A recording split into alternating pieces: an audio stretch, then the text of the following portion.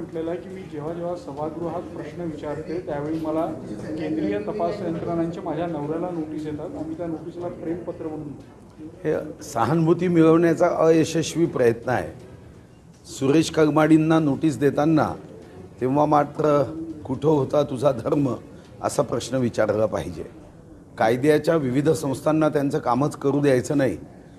राजकीय नेता म्हणून आपल्याला काही विशेष कवच लाभलं आहे असा भाव आणायचा. आपल्या सर्वांना माहिती आहे की देवेंद्रजींना ही नोटीस मागच्या सरकारमध्ये गेला होता, प्रवीण दरेकरांना नोटीस गेला होता. आपल्याला जाणीव आहे की नारायण राणे साहेबांना अटक करण्यासाठी पोलीस पाठवण्यात आले होते. तेव्हा मात्र ती लोकशाही होती. आणि आता आपल्याला एखाद्या संदर्भात फक्त विचारणा केली तरी इतकं त्रास वाटावा, इतका राग यावा हे काही लोकशाहीमध्ये अपेक्षित नाही. अजितदादा महाविकास आघाडीसोबत असते तर मुख्यमंत्री झाले असते, चांगलं वातावरण असं जयंत पाटील. खरं तर जयंत पाटील साहेब अजितदादा असते तर मुख्यमंत्री झाले असते असं आता सांगताय. तेव्हा सांगितलं असतं तर त्याचा फायदा आहे. आता हा नवीन डाव आहे की त्यांना असं सांगून आपल्या बाजूनी जो होणारा पराभव आहे त्याला काही डागडुजी करता येईल का, हा एक असफल प्रयत्न आहे. जयंतराव आमचे मित्र आहे पण त्यांचा या प्रयत्नाला आता यश येणार नाही. महायुतीच्या तिन्ही पक्षांनी वेगवेगळे सर्वे सुरू केलेले आहे उमेदवार निवडींच्या बाबत. तुम्ही कसं बघताय या सर्वेकडे? नाही, हा एक मला वाटतं की प्रत्येक राजकीय पक्ष आपापल्या पद्धतीने सर्वे करतो. महाविकास आघाडी असेल किंवा देशामध्ये इंडिया अलायन्स असेल, आपापल्या पक्षाच्या माध्यमातून आपलं आकलन करणं आणि ही निरंतर चालणारी प्रक्रिया आहे. फक्त निवडणूकच नव्हे तर काही राजकीय पक्ष 5 वर्षसुद्धा योग्य पद्धतीने जनतेच्या मनात काय आहे हे समजून घेण्यासाठी सर्वे करत असतात. तिन्ही पक्ष वेगवेगळे सर्वे, जागा वाटपाचा गोंधळ दूर करण्यासाठी वेगवेगळे सर्वे सुरू असतात. आपापल्या सर्वे म्हणजे फक्त जागांसाठीच नसतात. आपण ज्या योजना प्रस्तावित करतो त्या योजनांबद्दल लोकांचं काय मत आहे, विविध विषयावर जनमानस काय विचार करतो आहे, अशासाठी सुद्धा या गोष्टी घडत असतात. आणि म्हणून फक्त सत्ता, सीट वाटप, सीट शेअरिंग यापुरतं सर्वे कधीही नसतो. या सर्वेमध्ये लाडकी बहीण योजना, शेतकऱ्यांना जी वीज माफी दिली त्याबाबतही विचारण्यात मतं जाणून घेतले जातात लोकांची. निश्चितपणे इतर बाबतीतही मतं जाणून घेतले जातात. महाविकास आघाडीबद्दल काय मत आहे, महायुतीबद्दल मत काय आहे, आणि या माध्यमातून आपल्याला योग्य दिशा प्राप्त होते. निगेटिव्ह रिपोर्ट असल्यास तिकीट कापले जाऊ शकतात असं एक माहिती आहे. तुम्हाला काय वाटते एकूण सर्वेमध्ये? नाही, याच्यामध्ये काय सर्वेमध्ये निगेटिव्ह रिपोर्ट असेल, एखादा उमेदवार निवडून येत नसेल तर निश्चितपणे गंभीरपणे त्याचं आकलन केलं जातं. पण फक्त सर्वे रिपोर्ट हा कोणाची तिकीट कापण्याचा आधार होत नाही. सर्वे रिपोर्ट जनतेच्या मनात काही भाव जरी असेल तरीही तो अतिशय त्रोटक स्वरूपामध्ये असतो. कार्यकर्त्यांच्या मनात काय आहे, तिथं असणाऱ्या पदाधिकाऱ्यांच्या मनात काय आहे, एकूण त्या उमेदवाराची प्रतिमा काय आहे, विरोधात कोण उभा राहतो, असं इतक्या अगोदर केलेल्या सर्वेच्या आधारावर एखाद्या उमेदवाराच्या विजय प्रभावाचं विश्लेषण करणं हे काही पूर्णतः योग्य ठरत नसतं. सर्वेचे ओव्हरऑल रिपोर्ट्स कसे आहेत? कारण की संजय राऊत म्हटले की निगेटिव्ह रिपोर्ट्स आहे महायुतीचे. नाही, मला वाटतं की त्यांचा शब्द जो आहे तो सुटला. महाविकास आघाडीचे निगेटिव्ह रिपोर्ट आहे असं म्हणण्याच्या ऐवजी ते महायुतीचे रिपोर्ट म्हणाले असतील, किंवा जे त्यांचा सर्वे करणारा महाविकास आघाडीचा त्याला भीती वाटली असेल की आपण यांना निगेटिव्ह सर्वे दिले तर पैसे देणार नाही, त्या भीतीपोटी खोटा सर्वे देण्याची शक्यता नाकारता येत नाही. संघ राजकारणापासून वेगळा आहे परंतु संघही मदत करणारी या निवडणुकीत अशी माहिती आहे का? संघ राजकारणापासून अलिप्तच राहतो. संघ मदत करणे किंवा न करणे हा विषय नसतो.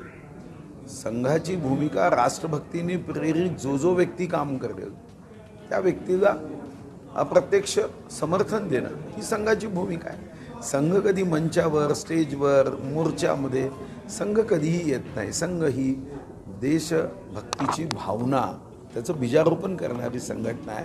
नमस्ते सदा वत्सले मातृभूमे, देशासाठी वंदन करणारी संघटना आहे. अजितदादा आणि शिंदेची अपेक्षित यश मतं जी आहेत ती मिळाली नाही असे स्पष्टोक्ती फडणवीसांनी दिलेली आहे. मला याची माहिती नाही. आणि फडणवीस साहेब असं म्हणणार नाही हा माझा विश्वास आहे. कारण असं म्हणायचं असतं तर आमच्या कोर टीममध्ये अनेकदा हा विषय आला असता. हो, दिवाळीनंतर विधानसभा लागण्याची शक्यता आहे. ऑक्टोबरमध्ये आणि नोव्हेंबरमध्ये निकाल असं. नाही, मला व्यक्तिगत रीतीने वाटतं की ऑक्टोबरमध्येच निवडणूक होईल. पहिल्यांदा वाटायचं पुढे जाऊ शकते, पण मग 3 राज्याच्या 3 निवडणुका 3 महिन्यात येतील. कारण हरियाणाला 5 नोव्हेंबरपर्यंत हरियाणाचं सरकार स्थापन करायचं आहे, महाराष्ट्राचं 26 नोव्हेंबर आणि डिसेंबरमध्ये झारखंड. तर मग हरियाणा महाराष्ट्र हा एकत्र घेण्याची शक्यता आहे आणि ती असेल तर मग ती 25 ऑक्टोबरच्या अगोदर घ्यावी लागेल असं माझं मत आहे.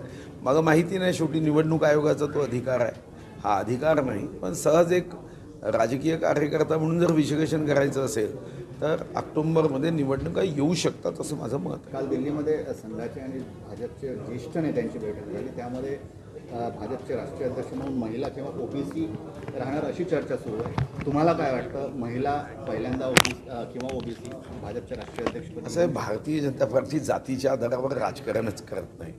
आणि मग तुमच्या भाषेत बघायचं तर देशाचा पंतप्रधानच ओबीसी आहे. त्यामुळे हा प्रश्न तुमच्या मनात आलेला उद्भवतच नाही. काँग्रेसचे नेते ब्राह्मण आहे, जे स्वतःला घोषित करतात मैं जनुआधारी ब्राह्मण हूँ और मैं दत्तात्रेय गोत्र का हूँ. तुम्ही ज्या जातीचा प्रश्न विचारताय तो भाजपला मान्यच नाही. सब समाज को साथ लिए हमको हे आगे बढ़ना, हा भावनेने काम करतो. हां, राष्ट्रपती आपण आदिवासी आमची बहीण दिदी द्रौपदी मुर्मूला केला आहे. आपण सर्वांना तुम्ही ज्या जातीचा प्रश्न विचारताय तो भाजपला मान्यच नाही. सब समाज को साथ लिए हमको हे आगे बढ़ना, हा भावनेने काम करतो.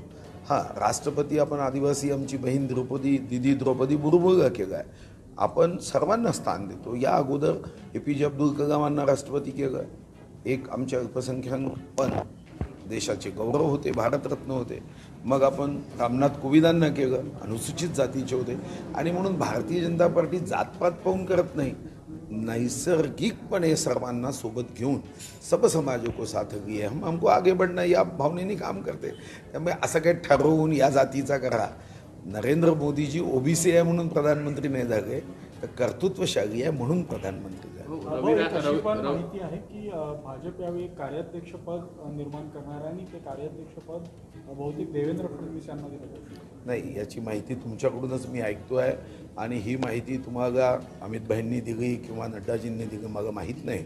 पण अशी माहिती थोडी थोडी आम्हालाही पोचवा, कारण आम्हाला पोचत नाही आजकाल, ती तुमच्या माध्यमातून पोचावी. धन्यवाद. रवी राणांनी वादग्रस्त वक्तव्य केलं, मला जर निवडून दिलं नाही तर ते 1500 रुपये. अहो, कशाचं वादग्रस्त हो, तुम्ही त्यांच्या चेहऱ्यावरचे भाव पहा, व गमतीचा भाव होता. आता एवढीही आपल्याला बुद्धी असू नये ह्याचं आश्चर्य नाही का? अहो, तुम्ही स्वतः, मी 3दा ते पाहिलं. अहो, ते गमतीचा भाग होता.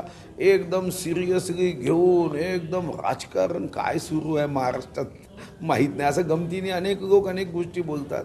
आता गमतीने म्हटल्याबरोबर तो तुमचा चेहऱ्यावरचा भाव पहा बरं त्यांच्या, ते गमतीने बोलत एवढं मनात एकदम काय काय लोक बोलायला लागले. मग आता आश्चर्य वाटतं. आणि तुमच्यासाठी आज बातम्या नव्हत्या, त्यामुळे आमचा बिचारा रवी राणा फसला तुमच्या बातम्यांमध्ये. संजय राऊत म्हटले की नाना पटोले यांनी सांगावं काँग्रेसमध्ये मुख्यमंत्री पदाचा चेहरा कोण आहे, लोकप्रिय चेहरा हवा.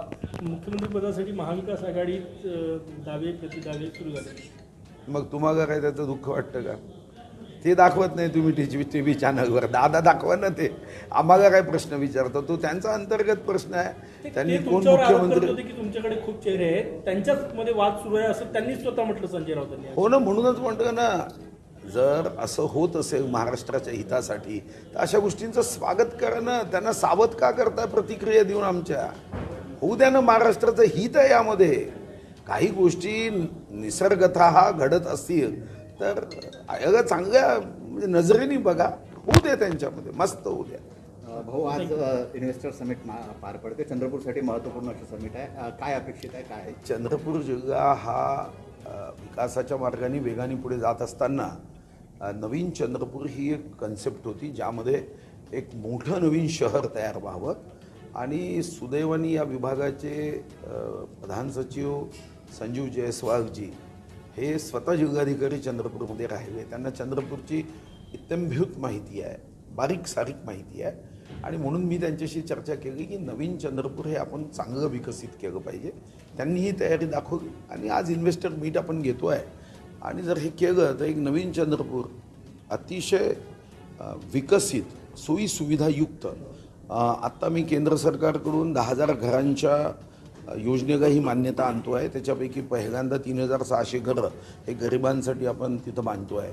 एक अत्याधुनिक स्टेडियम व्हावं याचा प्रयत्न आपण करतो आहे. पोलीस कार्यालय तिथं व्हावं आणि सुदैवाने अतिशय फास्ट अधिकारी आहे आणि वेगाने काम करणारे अधिकारी आहे संजीव जयस्वाल. तर त्यांच्या नेतृत्वात हे निश्चितपणे काम होईल असं मला व्यक्तिगत रीतीने वाटतं. थँक्यू.